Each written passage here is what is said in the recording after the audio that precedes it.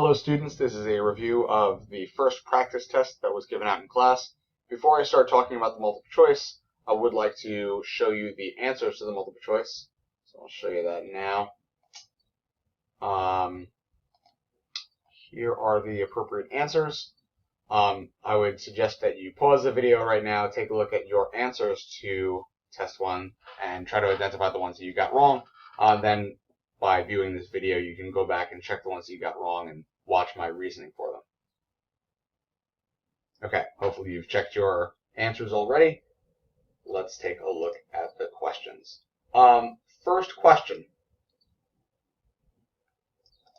First question asks, what are the values of x in the equation x times x minus 6 equals 4 times x plus 6? It doesn't look like an equation that we worked on in class, but as a matter of fact it is. It is a quadratic equation in hiding, and all you have to do is sort of find it. Your first step is to write down the equation, and then you can see that there's two distributive property problems here, so we'll do the distributive property on both sides. X times both of these terms, 4 times both of these terms, get x squared minus 6x equals 4x plus 24. Then we're going to try to get all the terms onto one side, because we already see this quadratic term, the x squared term, so we're going to try to get all the terms onto that side. We're subtracting 4x from both sides to get x squared minus 10x equals 24. And then we're going to subtract 24 from both sides to get x squared minus 10x minus 24. The advantage to this is that it is now a quadratic, and now we can factor it and solve it. In order to factor and solve it, we need the A&M method. A&M method requires us to find all the numbers that multiply together to give us negative 24, and here they are. When I'm looking through these pairs of numbers, we have to find the one that adds together to give us negative 10, and that would be negative 12 and 2. So now we can use that negative 12 and positive 2 inside of two parentheses, and now we have a factored quadratic equation. And now we're going to solve by splitting it up and solving. And you can see that split and solve here. We're using the zero product property to make this work. So we split up into two equations, 12 equals x eventually, and x equals negative 2. So our answer should be choice 3. The next one I'm not going to go into quite so much depth. It asks which of these sets of ordered pairs is not a function, and we're looking for the set of numbers that has repeated x values. If it has repeated x values, then it is not a function. And we can see that the one with repeated x values is choice 4. The 2 occurs twice. For number 3, it says if f of x equals absolute value 3x minus 4 plus 2, find f of negative 10. This tells us that the input value, the x value, is equal to negative 10. That is your input value. So all you have to do is take that negative 10 and input it into this equation, and substitute and solve. And by doing the math, you should see that it is 36. For number 4, it asks for the value of the first quartile in the data set below.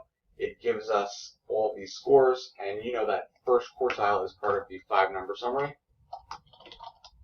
And you know that you can find the 5-number summary by using one-bar statistics. So you go to stat, and then you input all the values. That's in stat edit. And then after that, you can go stat calc, and you're looking for one-bar stats. And when you look at the one-bar stats, it'll give you the minimum, the first quartile, the third quartile, the median, and the maximum. That should give you the first quartile of the data set. And when I input that into my calculator, I get 65 as my first quartile. It's halfway between the minimum and the median. For this next one, it asks for the length of the missing side of the quadrilateral if the perimeter is 5x squared plus 2x plus 1. And in order to show you the answer to this question, let's make a little space here. Alright, so we know that the length of the missing side of the quadrilateral is the question mark here, and it gives us the perimeter. Well, luckily for us, we remember that the perimeter is equal to the sum of all sides. So we know the perimeter already, and we know the other sides already, so we can input all that information into our equation and then basically solve. All right, now I'm all organized here. It says perimeter is the sum of all sides, and we see that here's the perimeter, and then here's the first side, the second side, the third side, and this question mark represents the fourth side. So we'll try to solve for the question mark, as silly as that sounds. So now we move on to removing the parentheses from all the terms, since we're just adding them all together.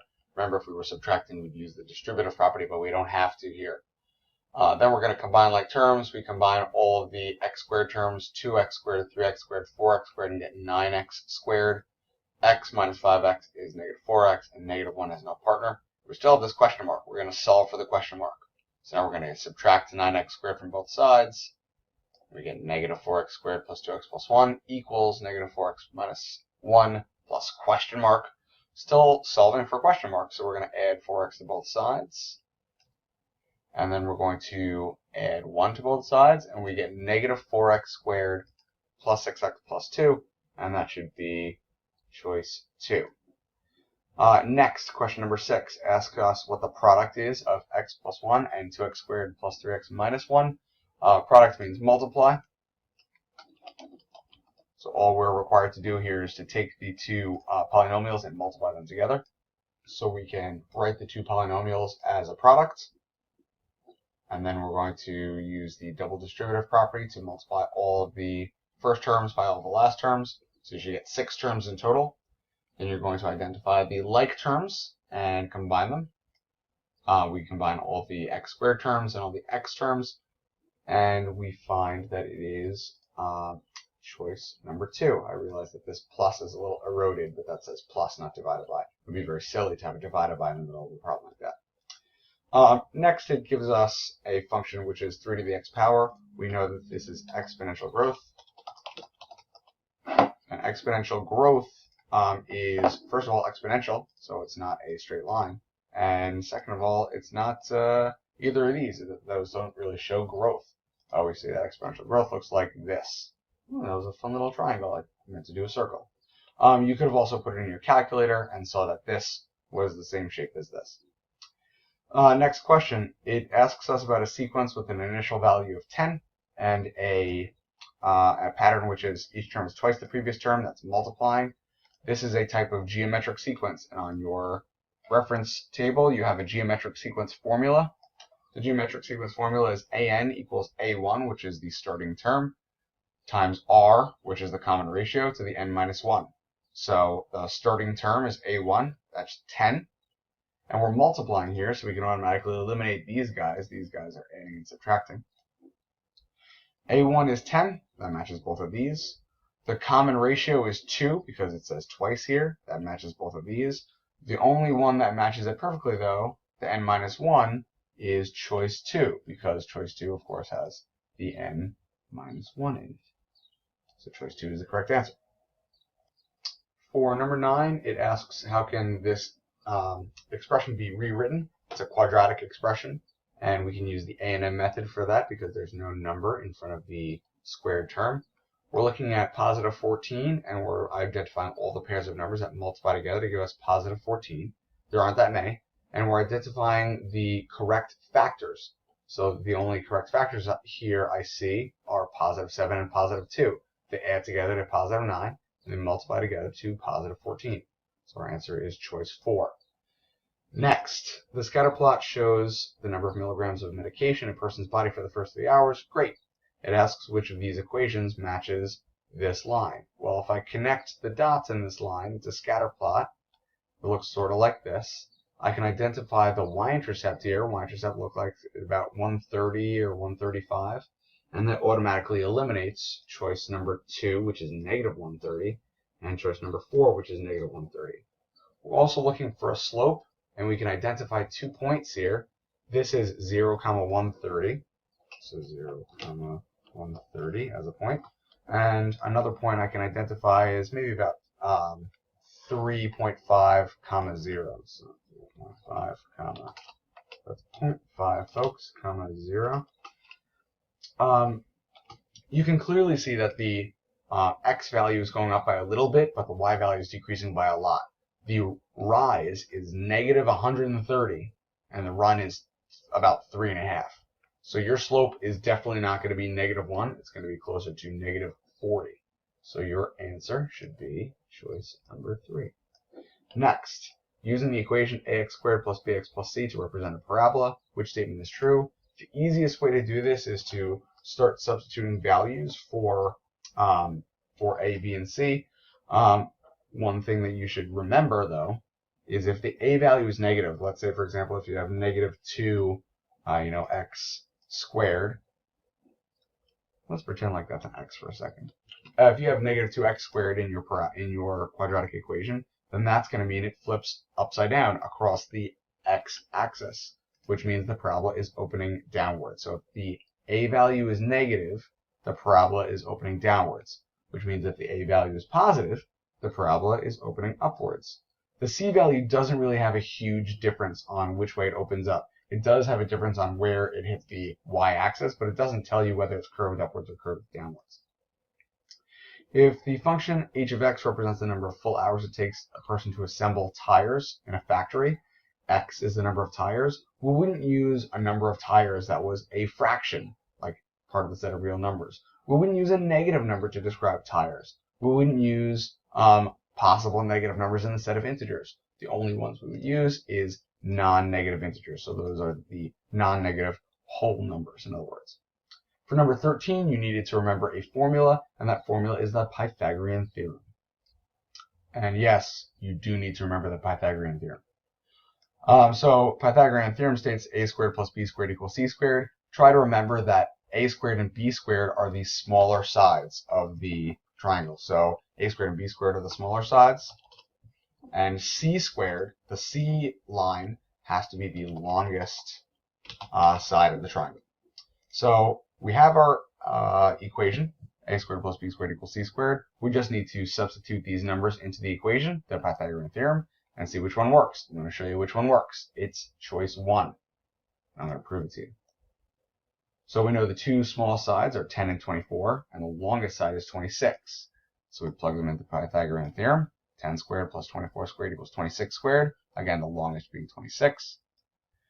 We simplify. 10 squared is 100, 24 squared is 576, and 26 squared is 676. Well, it doesn't take a rocket surgeon to figure out that 676 is equal to 100 plus 576. So we give that a big old check mark. That's the correct answer. All right, question number 14, and then that's the end of the video. Which equation is represented by the accompanying graph? So what I've done is I've identified the function, and I've also identified the domain restriction for each piece of the graph. Piecewise functions, which are these types of functions, are identified by where they are graphed, which domains they are graphed on.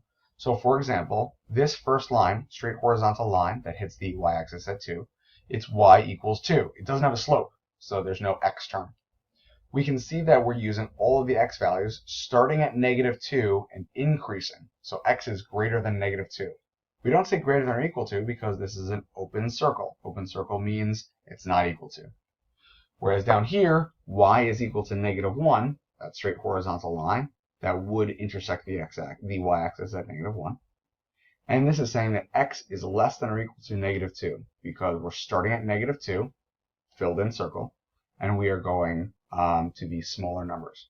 So looking at our possible answers, we say that it's definitely not number 1 because it doesn't have any less than or equal to, so we can cross that one off. It is definitely not number 4 because that has both less than or equal to. So we have a 50-50 chance between choice 2 and choice 3, and it looks like it is going to be choice number 2 because we can see that y equals 2 matches up with y equals 2. X is greater than -2. X is greater than -2. All right, so that was the first 14 questions on practice test number 1. Oh, the triangle again.